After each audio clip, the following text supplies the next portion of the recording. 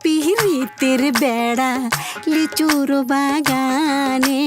সাকিবের পর এবার সিয়ামের নায়িকা সাবিলা নূর।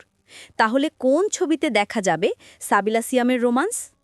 সাকিবের পর এবার সিয়ামের নায়িকা হতে যাচ্ছেন সাবিলা নূর, এমন খবর উড়ে বেড়াচ্ছে ঢালিউডের অন্দরে। বর্তমান প্রজন্মের জনপ্রিয় অভিনেতা সিয়াম আহমেদকে নিয়ে নতুন সিনেমা বানাচ্ছেন নির্মাতা মেহেদী হাসান হৃদয়। সিনেমার নাম রাক্ষস।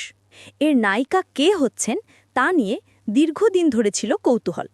সিয়ামের বিপরীতে প্রথমে বেশ কয়েকজন নায়িকার নাম শোনা গিয়েছিল, তবে তাদের কাউকেই চূড়ান্ত করা হয়নি। এবার মিলল নতুন খবর। রাক্ষস সিনেমায় সিয়ামের সঙ্গে রোমান্স করবেন সাবিলা নূর।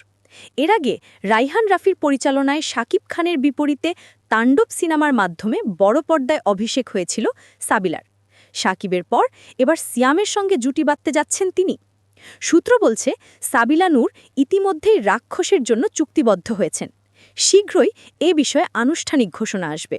আনুষ্ঠানিক ঘোষণা না আসা পর্যন্ত বিষয়টি নিয়ে মন্তব্য করতে চান না সিনেমা সংশ্লিষ্টরা।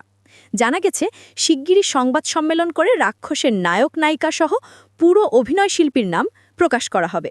মেহেদী হাসান হৃদয়ের প্রথম সিনেমা বরবাদ, এর প্রধান চরিত্রে অভিনয় করেন শাকিব খান। তার বিপরীতে দেখা যায় কলকাতার নায়িকা ইধিকা পালকে। এবার তিনি বাজি ধরেছেন সিয়ামকে নিয়ে।